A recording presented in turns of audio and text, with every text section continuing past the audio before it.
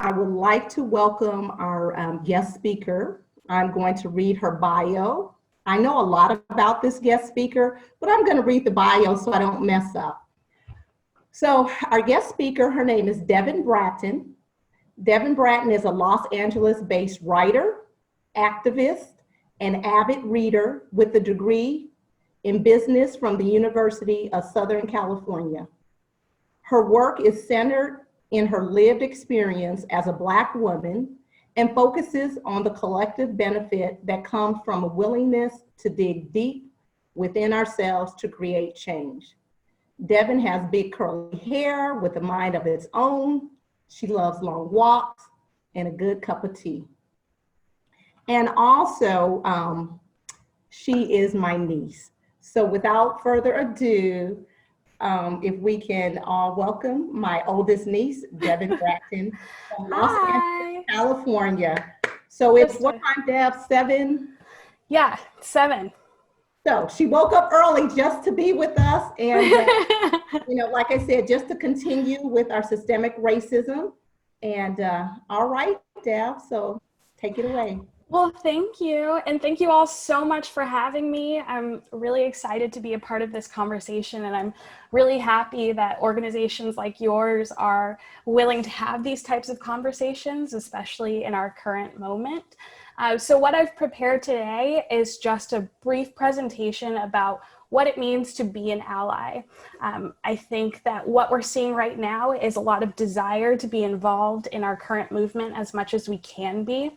And we're seeing a lot of different types of allyship, some of it a little performative, some of it more deep and meaningful. And what I'm hoping this conversation will get to be is a way for us to have an understanding of what it means to be a lifelong ally, not just for this movement, for any movement, because what we'll understand is that beyond just our current situation, we have to be able to activate as allies for all different marginalized communities. We have immigrant communities we have to marginalize for, we have to activate for, we have LGBTQ plus communities to activate for. This type of thing is a lifelong commitment. So I'll get into it. Okay. So like I said, this is meant to be just an overview of what it means to be an ally, how you start using your voice and doing this work. It is by no means comprehensive or the only way to be an ally. I just wanted to highlight some of the areas that I think people are most apt and able to get involved. So if you want to go to the next slide, that pretty much covers the whole outline, but I'll start here. So the job of an ally, first and foremost, the most important thing that you have to do is to listen, be willing to unlearn and relearn. What I mean by that is that when you hear people discussing their lived experiences and circumstances dealing with issues of systemic racism, it is important that you believe people when they're telling you that. It's important to not feel defensive or to want to insert your own opinion. That's something that comes up a lot when we're talking about issues of privilege or racism. There's a feeling inside people where they want to close up a little bit and protect themselves. And what we're asking you to do first and foremost is just to understand that people have lived experiences that are different from our own, and we have to be willing to learn about those things. We have to understand that it's not the responsibility of the Black people in our lives to educate us.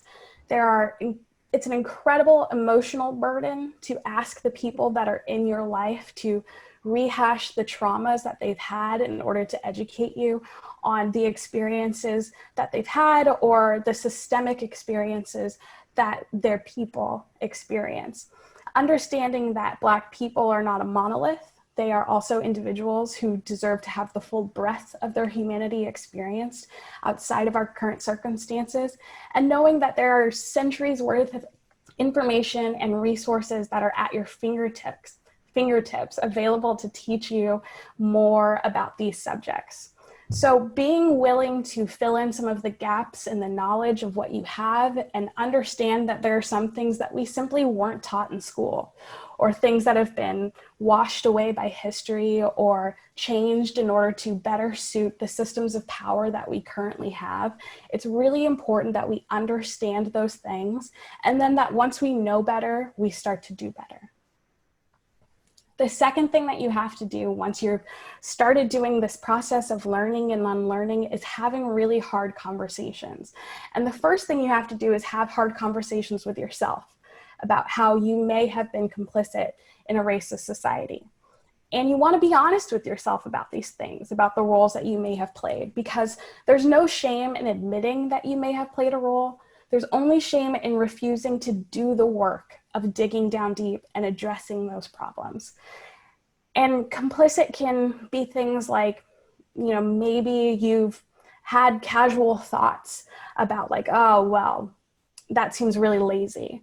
Or maybe you've done things like, touching a coworker's hair when it's inappropriate to touch someone's hair just because it's different than yours.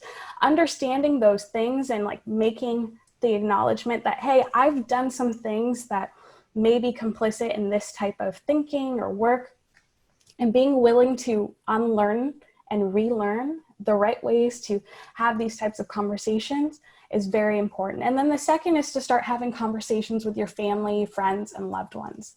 It's especially important if you have children.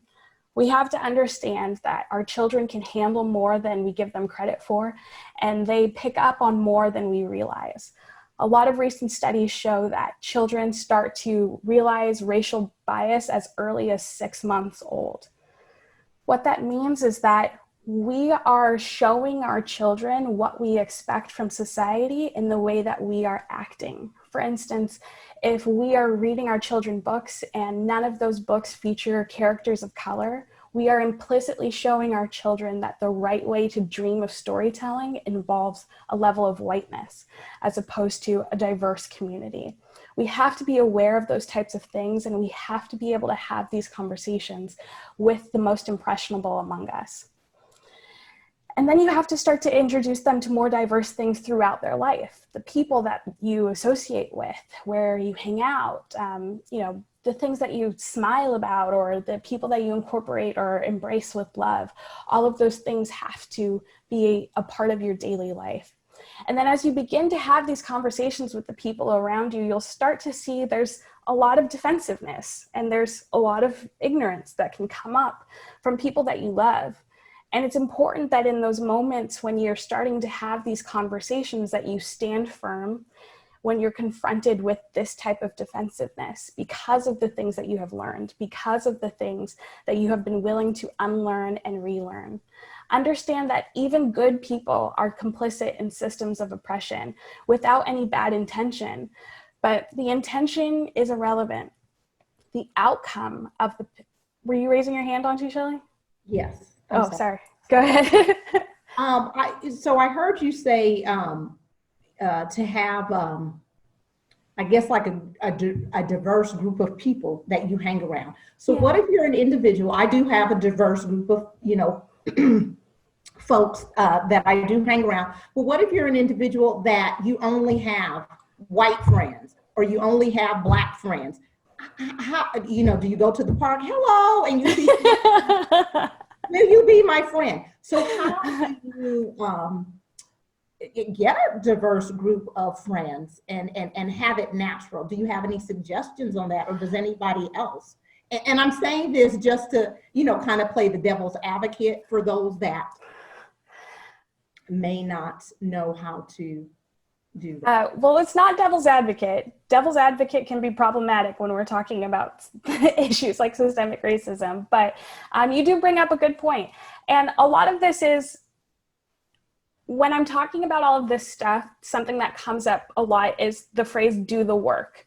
And this is part of what that means, that work, because you're right. If you have only ever been surrounded by one group of people, it's going to be work to find, new people to associate with, or, new organizations to be involved with, but it's not impossible, because none of us live in a society wherein the people who look like us are the only version of us in town.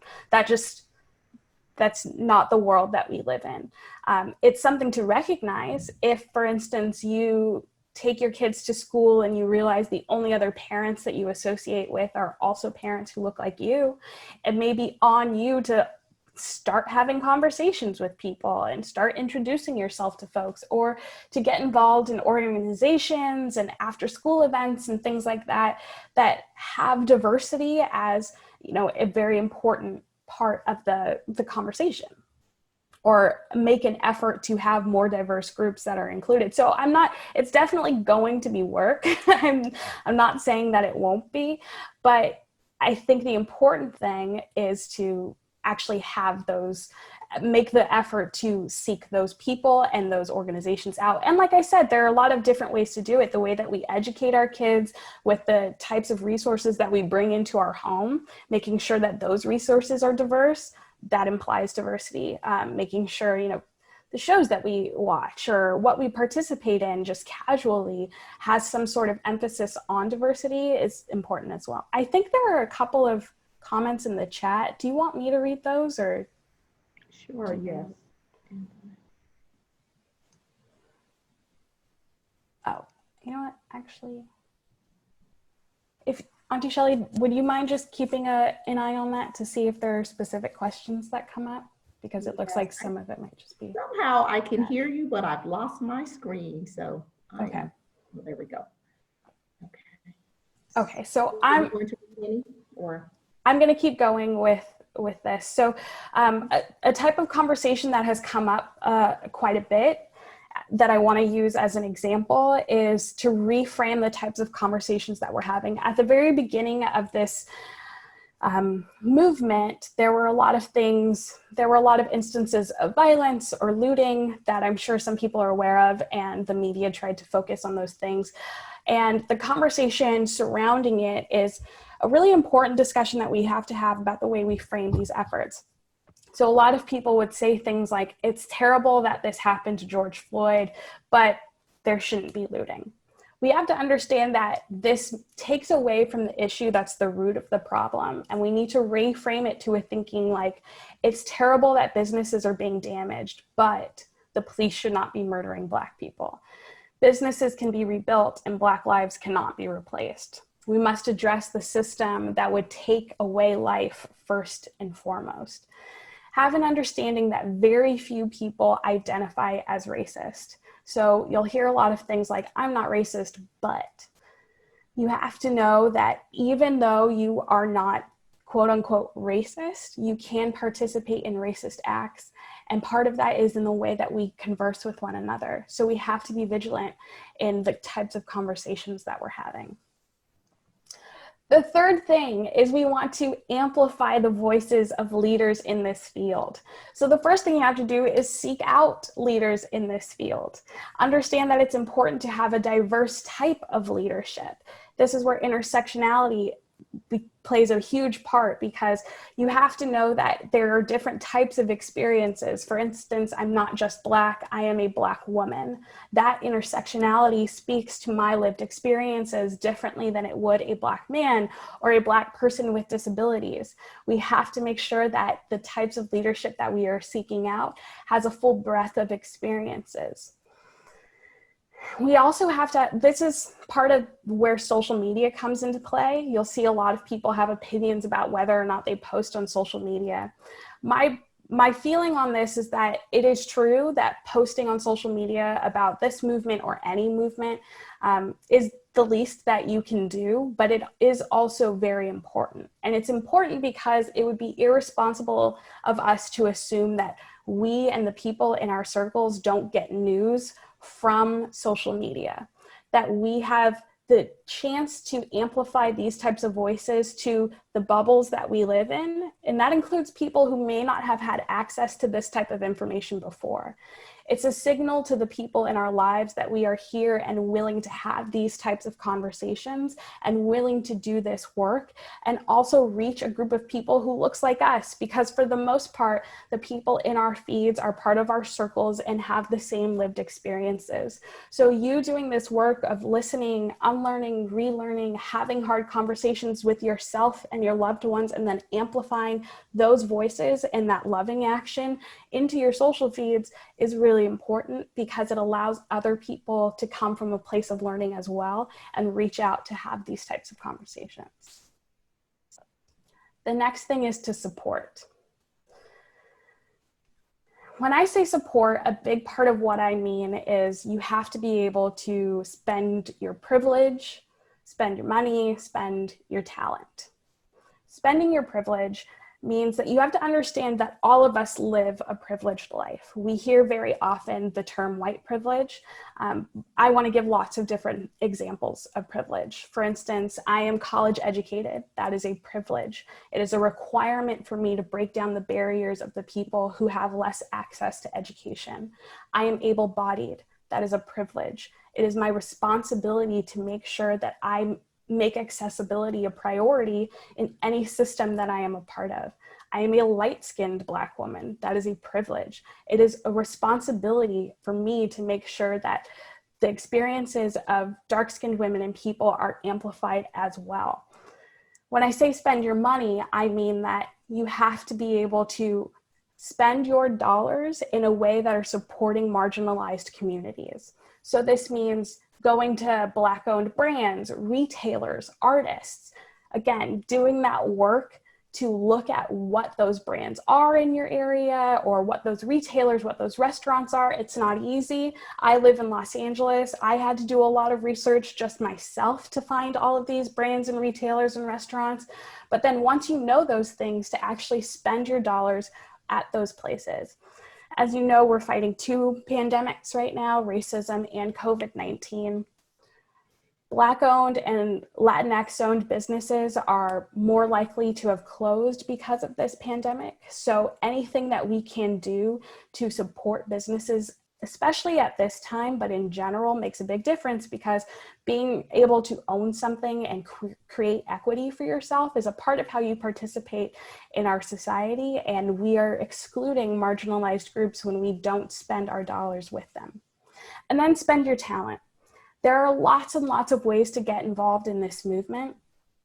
I have some examples in my own personal life, but questions you can ask yourself are things like, are you a designer? Are you a project manager? Are you an accountant? What skills and resources do you have that you can lend to a food pantry, to a Black-owned business, to a writer, to a retailer, etc.? I think very often people tend to get frozen thinking about what it is that they can actually do. And the truth is that you have lots of skills available to you already, and lending those skills is really important. As it was mentioned at the top, I am a writer.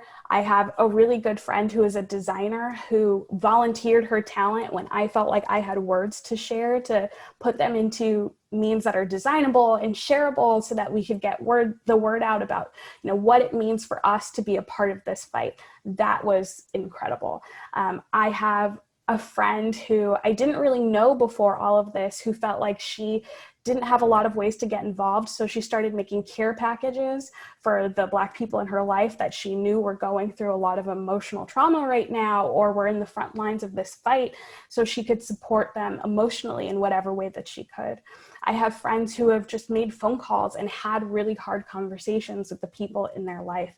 So knowing that you already have skills that have made you successful to this point, and understanding that you can spend that talent towards this movement and towards any movement, is an important way to know to get involved. The next thing is advocate. Again, we have to recognize our positions of privilege, and we need to advocate for those around us. We've discussed this a little bit already. I went through some different types of privileges, and yes, if you are white or you are male, that means that the systems that we currently have were made specifically for you to thrive. So you have a lot more privilege that you have to spend and you have to advocate for. Understand that any time that I, in particular, have encountered racism in my workplace, it has been the responsibility of me to defend myself. But to have allies who are actively anti-racist means that shouldn't be the case. It means that you as an ally should be stepping in these instances of casual or passive bias or racism, because you have done this work of learning and unlearning, and you know that it is not the responsibility of that person to take on the continued burden of this racism in the system that they're a part of. You have to look at the systems and the institutions that you participate in and begin to see how they need to change. What I mean by this are, ask yourself questions like, what does your interview process look like? Demand that there's more diversity in your recruiting. What books are your children's school requiring them to read? Does it include the work of Black people and people of color and queer people? Demand that they have more diverse curriculum. Look at the tables that you sit in at positions of power and ask whether or not the people at the table are reflective of what you know to be true about the demographics of our country. If not, ask yourself why. Always, always, always be willing to ask yourself this question of why. Never take anything for face value. As an advocate, it's important that we look through other people's lenses and other people's eyes by taking all of that stuff that we have learned and unlearned and having a willingness to speak up. And not just once, but always. Every time that we hear these things come up, every time we hear implicit bias, every time we hear racism, and it can seem like a lot, it will feel very overwhelming, but it is necessary that we use our voice in this way in order to affect systemic change. And then finally, you put pressure on authority. You make phone calls, you email, you sign petitions. Any help you can lend putting pressure on authority goes a long way. The next thing I have is to donate. I have a question. Sure. I'm sorry, I just don't want to forget. So as you're saying all this, Devin, this is really, really good information, but it's also overwhelming in terms of like, ooh, I'm already tired and I'm just sitting at my dining room table. Do you have any suggestions on, or maybe you can address this at the end, but just in terms of like your own mental health when you're fighting this fight? Because, you know, as Black folks, we have been doing this all of our lives, but with the death of George Floyd, we know that it is a movement now that has started, and we haven't seen anything like this since, you know, before my time in the 60s, you know, like when Dr. Martin Luther King was around, you know, so that's the fervor and the passion that people have, and all nationalities are coming together. So anyway, with that said though, just, you know, the mental health aspect of it, because yes, anything. No, and that is definitely something I'll touch upon. Okay. It is very important to include mental health in your long-term plans. And yes, you're absolutely right that when you're taking all of this in a one-time sit down, it feels very overwhelming. I understand that. I also ask allies to understand that every day I have to wake up Black, and that is overwhelming too in the times that we're living in. So there's definitely a need for mental health breaks, and we'll discuss that as well as part of our making of long-term plans. But to quickly get to donating a little bit more, I want us to acknowledge that we're not always able or qualified to do the work of the people on the ground who are in this movement, but donating is an incredible way to bridge the gap so that the people who are able and qualified to do this work in these areas of expertise can continue the fight. So ask yourself things like, can you sustain long-term donating?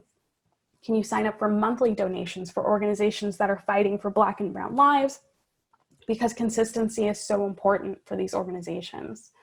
I wanted to give everyone this quote from the activist Brittany Packnett Cunningham, who is one of my heroes. She says, "The privilege you enjoy comes at someone else's expense. The privilege that you're hoarding could be put to good use. It could be used to create space, opportunity, resources, and amplification for someone else. Not because they need your saving, but because that's what you do with what you didn't earn. You give it away." So it's not charity, it's solidarity, and true solidarity means showing up respectfully, physically, mentally, and financially. And then finally, giving the reminder that as you grow professionally and financially, your responsibility to give grows with you. Okay. The next one, protest. And yes, this is the big one.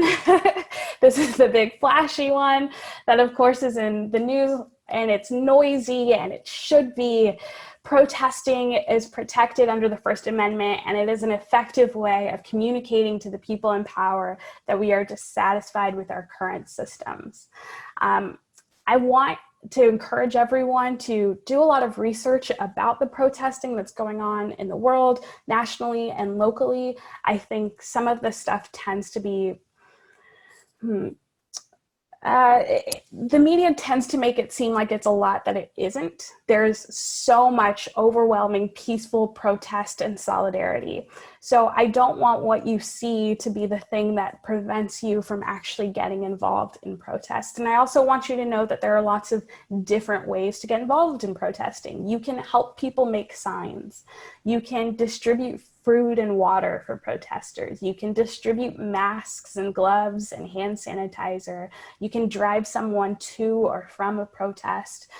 But getting involved in one way or another with this type of movement is really important because it is our constitutional right to actually voice our opinions and make ourselves seen and make ourselves heard.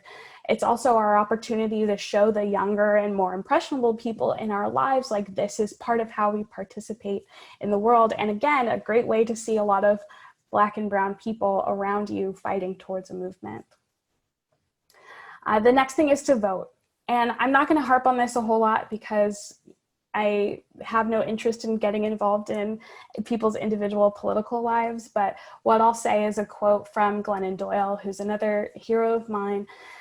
She says, "If you wish me well, but vote against my family being protected by the law, you do not love me." I think a lot of people understand that they like to say, well, I love you and I love you. So, you know, this is different for me, but this is just how I feel politically. You have to understand that now and always how we vote influences the equality and the safety of those in our lives. And if we're voting against someone's family being protected at the same level, then that's not the same thing as love. And the other thing is to understand that voter suppression is real. And you being an advocate and an ally need to do everything that you can to prevent these things from happening. Voter suppression looks like, you know, gerrymandering. It looks like closing of polling places. It looks like not having accessibility at your polling places. There are lots of updated equipment that would make it more accessible for people with disabilities to be able to vote, and some places refuse to invest. So you have to understand locally and nationally what is going on specifically in your town voting, and understanding that you have to make sure that all of these things are used and accessible so that everyone's voice gets to count. Okay, and the last thing I have is to make long-term plans. Your allyship, like I said at the beginning, cannot be performative. It needs to be a lifelong commitment to seeing real change made in our systems and in our daily lives. Physically plan out what this fight looks like for you and your loved ones. Does it mean we're going to donate every month and we're going to sit down as a family and we are going to decide what organization we donate to, and we're going to discuss why it's that organization, and then we're going to give money? Does it mean I'm going to read 5 books this year that are going to teach me something about systemic racism or about, you know, the inequity that we have faced racially within our country? Does it, whatever that looks like for you, you have to actually plan it out. Something I tell everybody is that without making this type of plan, it's very easy to be lulled into complacency again once the noise of this current moment begins to fade. But just like you plan for long-term things like what groceries you want to get, or what schools you want to go to, or how you want to incorporate love and self-care into your life, you have to do those same things with this work. So make a plan, write it down, share it, talk about it, so that you start to hold yourself accountable. Decide what words you're going to use when you hear implicit bias and racism, and practice saying those words. Practice sitting and how uncomfortable it feels taking that leap, because you are going to be out on a limb sometimes, but imagine what it feels like for the person on the other end who is out on that limb on their own. Don't run away from that feeling of uncomfortableness. Accept it and know you will survive it, and you will have to in order to fight for a more just and equitable world. Just like we tell our children to practice calling 911 or practice for fire drills or emergencies, we have to practice within ourselves what it looks like to actually say the words that are going to protect the people that we care about from these types of things. Because if we don't, when we get into the moment and we hear something come out and we don't know what to say, we're going to trip up, or we're going to be afraid, and we're going to back out. And understand that that might happen, yes, of course, but the effort to keep trying and to keep practicing is important in this work of being an ally. And then finally, understand that this work is hard and it will take a lot out of you, but it is a privilege to get to learn about racism and marginalized groups instead of having to live that experience. To join this fight, we need to be willing to show up every day to make change. And some days that will mean that you have to rest, you have to unplug, you have to put your phone down, you have to not look at the news, you have to just enjoy your life and your family, you have to take a bath, you have to do a face mask, you have to recharge your batteries, whatever it is for you, that's okay. You have to make plans for that too. That has to be part of what you're writing down. This is what it feels like for me when I'm filled to the brim, when I'm a little overwhelmed, when I need to just give myself a rest. Make a plan for what that looks like for you. And then be ready to show up again for the fight the next day. Because like I said, this is not a moment, it's a movement, and it's something that we have to commit to lifelong until these systems are brought down. So that's it for me. That's the list of things that I had for us today. So again, just to go over it, you have to listen and unlearn and relearn. You have to have hard conversations. You have to amplify the voices of leaders in this field. You have to support by spending your privilege, your money, and your talent. You have to advocate, donate, protest, vote, and make long-term plans for what this looks like for you. Okay, that was a lot. So are there any questions? Thank you, Devin. That was great. So I guess at this point, are you open for questions and I guess conversation? Yes. Okay.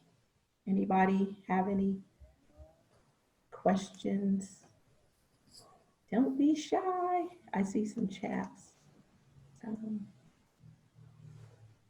If you guys can unmute yourselves and, Well, I'll just say, I'll just repeat what I put in the chat. I was saying. I'm sorry, can you just introduce yourself if you're gonna, because we all know each other, but Devin doesn't. Perhaps if you could just say who you are with the agency, your name, and who you are, what you do with the ARC, at the ARC.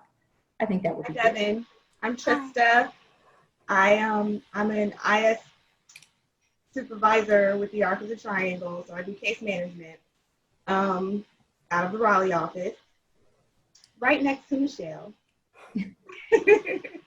In the chat, I said I was mentioning ways that people could get friends of different cultures, race, and I was mentioning visiting or joining a Black church. I know that's just a way that people grow in a community anyway. Sometimes when they move into a new town, they'll join a church to try and meet new people in the community. There is a church on like every corner now, so it's really not hard to stop in. If you're scared, Black people are very welcoming. We will not bite you. So, and I'm sure that people would be happy to see more people coming in and listening and hearing. That's definitely a way to mingle. Yeah, that's a great suggestion. A good example of just looking at any of the institutions that you're a part of and seeing whether or not there are more diverse options available to you. That was good, Trista. Anybody else? You all are so quiet. I know it could be weird. Like it could be weird to have questions about this type of thing or not know what to say or any of that. And that's totally fine. But I really do hope that I was able to be helpful in some way and that we'll be able to take from this conversation a willingness to actually start doing a lot of this hard work to fight for one another. Let me ask, would it be helpful to get maybe an outline of what Devin talked about for us to just kind of meditate on? And would that be helpful by the show of hands? Because I like to, you guys know me, I'm a note taker. I like to have things so I can reflect upon at a later time. Was that show of hands? Definitely. So Devin, I guess at some point, could we get, your outline or, yeah, okay. The other thing is if you have, I had shared from a friend, because she had posted on Instagram, the website WeBuyBlack.com. And so if you have reading suggestions, I know there's been a lot of stuff on social media, but if you have something, I think you've just presented this really well for all of us. And if you have some suggested readings or folks to follow on social media, I discovered through a friend, Rachel Cargill, and she's amazing. And there are probably a lot of other influencers out there that we don't know about because it's not in our normal social media circle. So anything you can share with us, if you are on social media, if you want to share, Sure. so we can follow you. I'll provide a list of activists that are online that I think are worth following. I got my IG account because of her. She's like, Auntie Shelley, you have to get an IG account to keep up with me. And I'm like, okay, because old folks, we're on. She's lying. I was surprised one day when all of a sudden Michelle Foy was following me on Instagram. Don't let her blame this on me.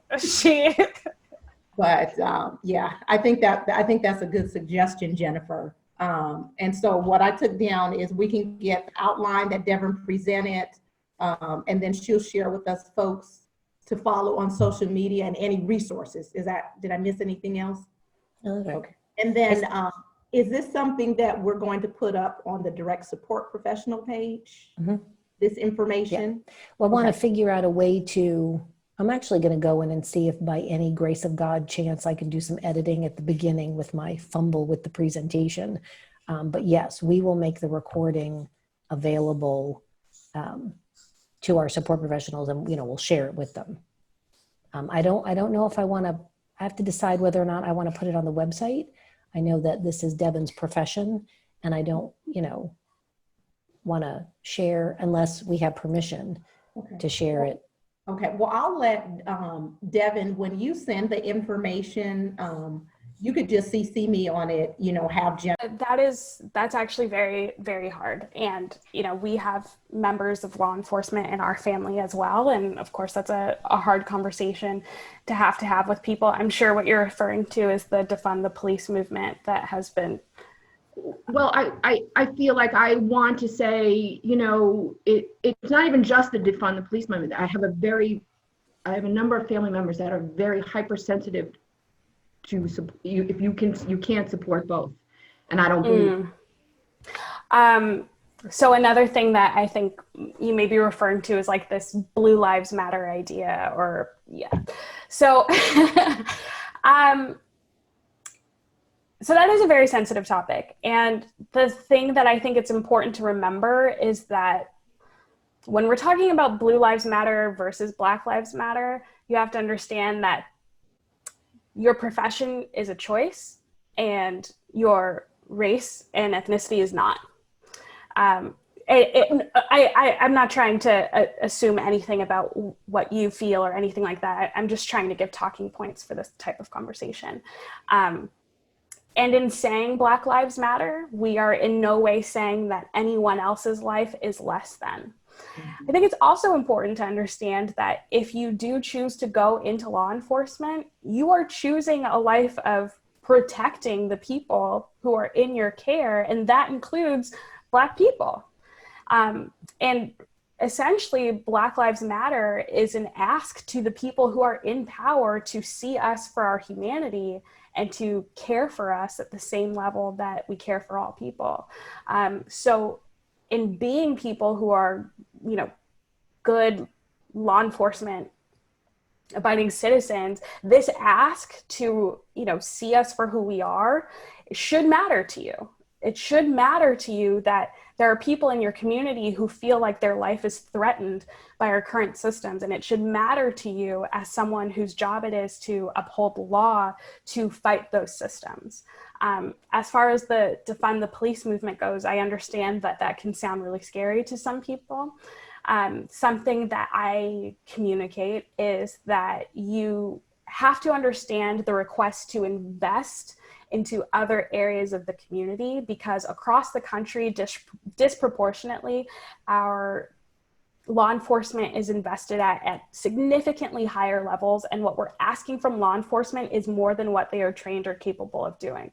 Law enforcement are not mental health professionals, they are not therapists, they're not any of these things. The example that I use is that in Minneapolis, where this whole movement started, there's a city council member. The police force in Minneapolis, again, like most cities, is hugely overinvested in, right? They had like hundreds of millions of dollars in investment. There was a city council member from Minneapolis who had to beg to get $50,000 for a program that would send people to domestic abuse calls. And couldn't get that money, even though the number one 911 call in Minneapolis is about domestic abuse.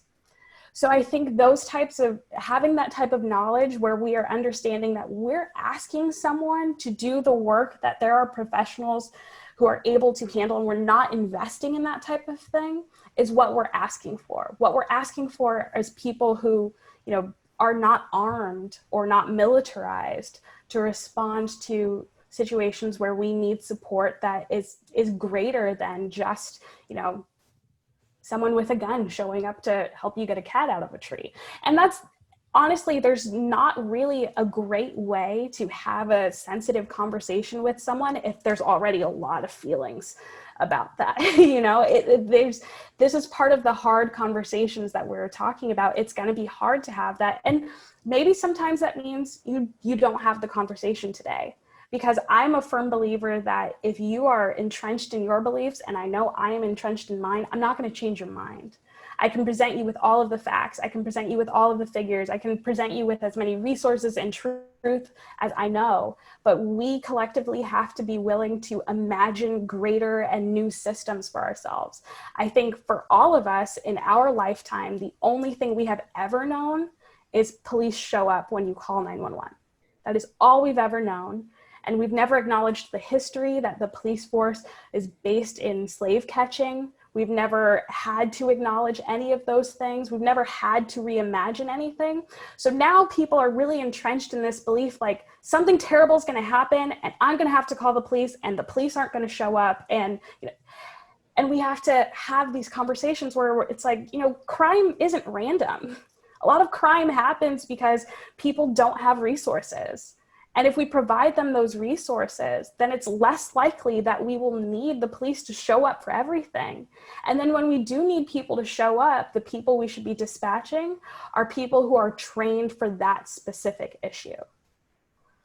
I don't know if any of that is helpful for you to have that type of conversation. I know it's really, really hard, but again, just having this knowledge, learning, and asking people to understand that fundamentally what we're asking for is to be seen as human beings with a full breadth of humanity.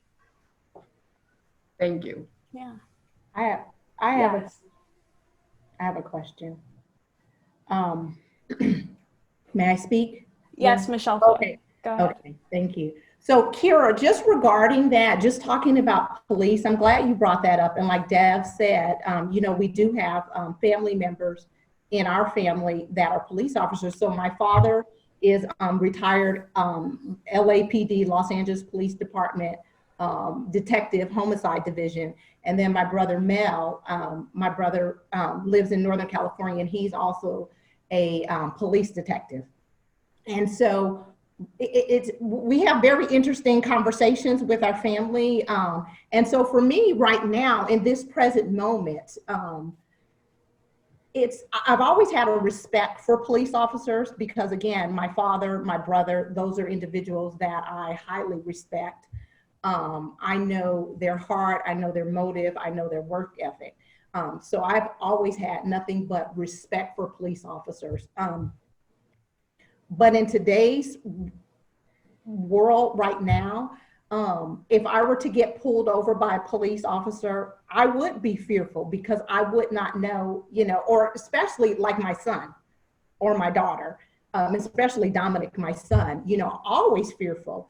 And so for me, it's this, I love my dad, I love my brother because I know them, I know their heart, I know their intention.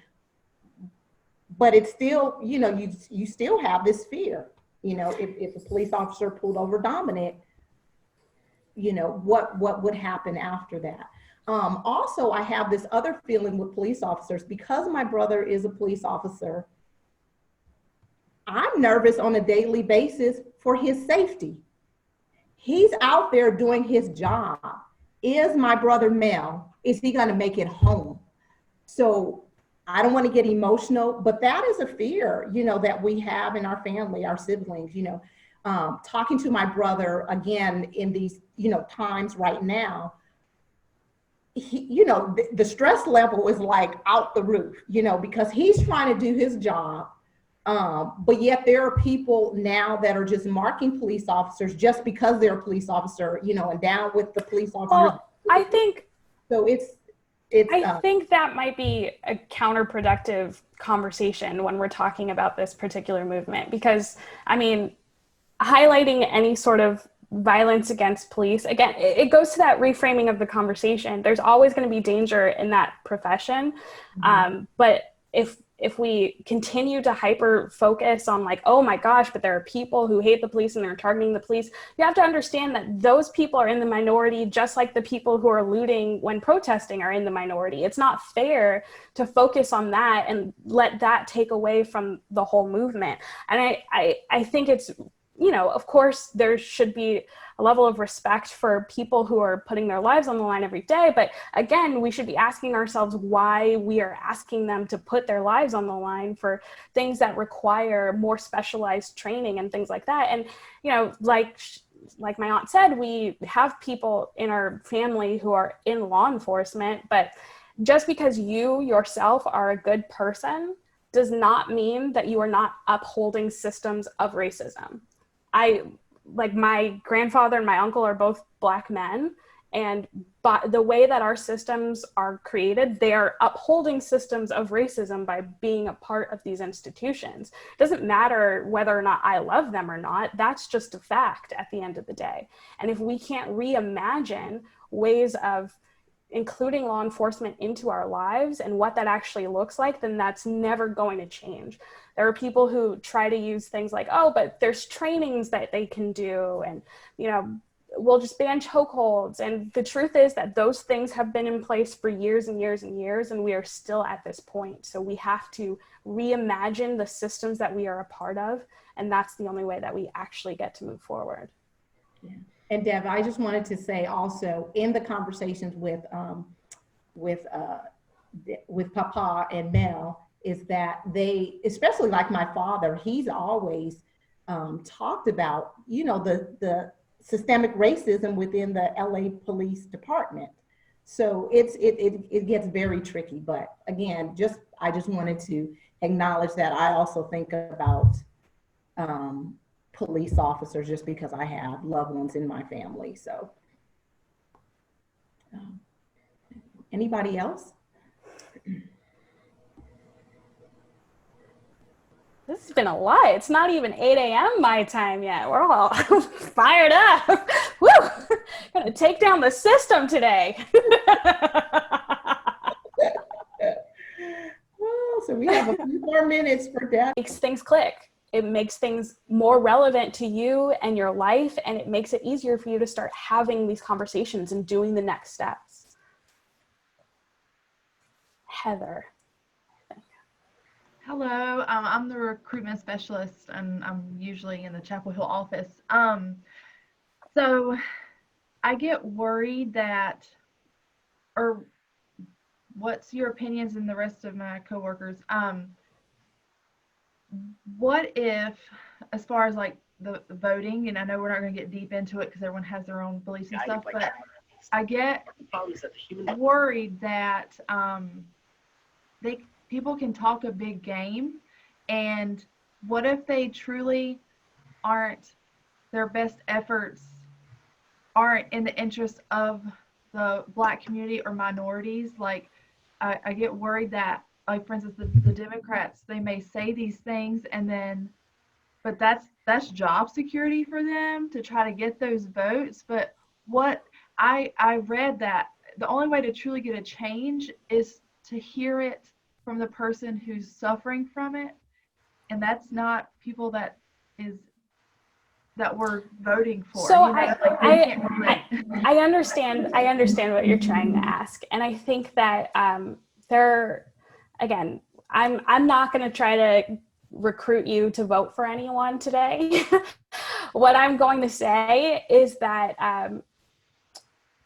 when you see the actions of people, you should believe them. You should believe what our leaders are showing us about who they are. I understand that people feel like there are no good choices, but there are honestly very bad choices and not great choices. And beyond that, I do not think that anyone in established government is going to save us. I do not at any point believe that the people who we have the options of voting for today are the answer, and it's the end all and be all. And, you know, once we vote these people into power, we did it, and that's that.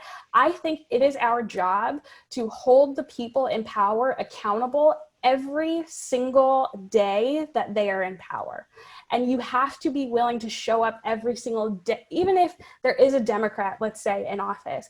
I will be in the streets protesting. I will be in the streets making phone calls. I will be making emails. I will be holding our authority figures accountable for what it means to end systemic racism every single day that they are in office. But I recognize that those people having that level of power is significant, and it matters that they are people who fundamentally believe in the equality of everyone who they are meant to serve versus division and demonizing and belittling people. That is very, very important. But even beyond this wave or this election, what we do next, beyond holding people accountable, is voting in leaders who we do believe hold these values close to their chest, close to their heart. Those people might not be in this election. Maybe they are on this phone call. Maybe someone needs to run for office. Maybe that is the lane that you have to choose. But we have to start finding those leaders, advocating for them, amplifying their voices, voting them into office. I want to be very clear that at no point am I suggesting that, like I said, the establishment is going to save us. The establishment is not going to save us. The wealthy are not going to save us. We have to save us. And we do that by executing all of these things in allyship, by learning, by refusing to just take people at their promises, by holding them accountable every single day. We have to. And with opportunities, even for Black people with disabilities. I mean, I've met a few who've been able to go to college and have opportunities. That's great. Yeah. We have to be an advocate for all of our groups, and we have to respect the intersectionality of those groups as well.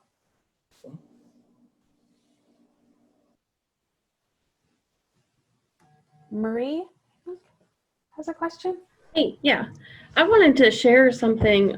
I just looked it up on my Facebook feed. I had this video show up from 4 years ago on my timeline, and it's about like why people don't seem to listen to facts and understand when you're trying to convince them of something, and it has to do with like being in your own tribe and survival and stuff. So I found it on YouTube. I'm gonna post it in the chat. It's like 2 or 3 minutes. If you guys, I don't know if you want to watch it now or if everybody just wants to watch it later. It's not specifically about race, it's talking about politics, but the idea of why someone might not seem to be understanding what is an obvious fact to you, and because of the group that they're in. So I thought it was just really interesting. If you've spent any time on Earth, you might have noticed that humans are not the most rational of creatures. We make decisions based mostly on emotions instead of facts, and a lot of times we're guided by tribal instinct. Part of the problem is that the human brain evolved to help us survive, and not necessarily to help us be factually accurate. So we often respond better to social and tribal dynamics than to intellectual analysis. For example, if someone's tribe believes that Obama is a secret Muslim born in Kenya, that person probably thinks the hard proof of his US birth certificate is fake. That conclusion is neither rational nor accurate. But from a tribal perspective, it makes sense. It's safer to agree with your tribe and stay united ideologically, even if you're wrong about the facts, than to disagree and isolate yourself. Another part of the problem is that our brain is constantly protecting our worldview and sense of identity. So when our worldview is challenged, that same part of the brain that processes physical danger gets activated. This is why people sometimes react so aggressively to information that proves them wrong. And this is why it's often so hard to have an intelligent political debate. Several studies have also shown that there is a backfire effect that happens when people encounter facts that contradict their current beliefs. They actually become more convinced of their original ideas. So fighting ignorance with facts is like fighting a grease fire with water. It seems like it should work, but it actually just makes the whole thing worse. Lastly, there's the problem of lack of empathy. Several studies have found that when humans are divided into groups of any kind, we instinctively become less empathetic to members of other groups. That means that for survival's sake, we might instinctively empathize less with other races, other nationalities, and even other sports teams. This instinctive dehumanization of other groups is what makes things like slavery and genocide possible in our society. So, what can you do? If you want someone to consider factual information that clashes with their beliefs, first you have to prevent their brain from seeing you as a personal threat. So, look for ways to identify the person as part of your tribe and you as part of theirs. Hey, we're part of the same family. Hey, we're both parents. Hey, we both still play Pokemon Go, whatever. Anything that communicates that you're part of the same tribe. That's the first step. Second, consider the possibility that you may be wrong. Maybe the facts are not on your side, in which case admitting it will help you model to the other person that it's okay to be wrong. I understand that none of this is easy or smooth, but if we want to continue to function as a stable society, we have to learn to get past our own natural biases. Only when that happens, we will be able to move forward towards a better future. Peace. I think that brings up a really important topic that is being discussed a lot right now, which is that you need to normalize the idea of changing your opinion once you have new information. A lot of people feel like, for instance, at the beginning of this movement, they felt like, oh, you know, I don't understand why people are saying Black Lives Matter and blah, blah, blah. And then, you know, once presented with facts, they were like, okay, well, now I'm going to be a hypocrite if I all of a sudden say Black Lives Matter. It's like, no, you're proving that you are able to learn and grow. And that's important for all of us. We have to, you know, change the way that we have to be okay with the fact that our opinions can change once we have new information. And we all have these. I'm not immune to any of this. To give an example, I'll say, you know, something I had to change my mind on. I was once a person who thought like, okay, well, 10% of the population identifies as gay, so it's okay for me to assume someone is straight until they tell me otherwise. That's not true at all. Straight should never be the default. I should never be making assumptions about how someone identifies their sexual orientation. I should always listen to someone first before making those types of assumptions. So it's really important that we have we have the ability to have conversations with ourselves and acknowledge biases that we may have, and having a willingness to unlearn and relearn and make new opinions based on new information. Yeah, that was good, Marie. Thank you. And Devin, thank you so much for joining us this morning, especially since it course. really is early morning for you. Yeah, you guys like pumped me up. Let's do this. I'm ready to We- do the work today. Right? Well, thank you all so much for having me. I really appreciate this conversation. You'll have my information shortly, I'm sure. So if you want to reach out to continue having this conversation, I've written a few things just like on Instagram. I have a couple of articles. So I'm happy to continue to have this conversation. And I really, really hope that everyone takes out of this the willingness and ability to do this work. So thank you so much for having me. Thank you.